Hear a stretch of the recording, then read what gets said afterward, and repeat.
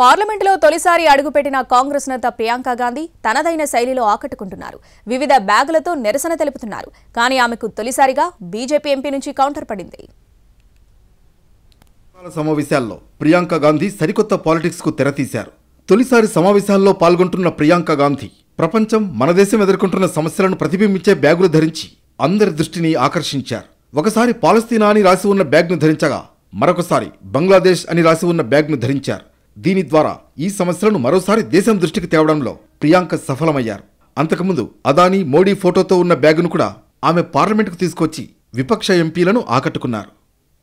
తాజాగా Priyanka Gandhi bag politics కు కమలం పార్టీ నుంచి కౌంటర్ తగిలింది. బీజేపీ ఎంపీ అపరాజిత సారంగి స్ట్రాంగ్ కౌంటర్ ఇచ్చారు.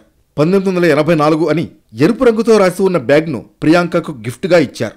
1984 నాటి సిక్కు వ్యతిరేక అల్లర్లను సూచించే విధంగా రక్తపు మరకలు చిమ్మినట్లు ఆ బ్యాగ్పై ఉంది.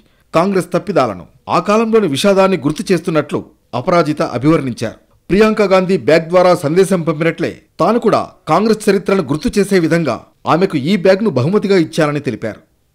1984లో ఇందిరాగాంధీ హత్య తర్వాత ఢిల్లీలో అల్లర్లు చెలరేగాయి. వేలాది మంది సిక్కులు ప్రాణాలు కోల్పోయారు. ఇది కాంగ్రెస్ దౌర్జన్యాలకు ప్రతీకగా అభివర్ణించిన అపరాజిత కాంగ్రెస్ గతాన్ని ప్రజల ముందుకు తీసుకొచ్చేందుకే ఈ బ్యాగును అందజేశామన్నారు. ఈ బ్యాగ్ను తీసుకున్న ప్రియాంక ఈ ఘటనపై స్పందించలేదు.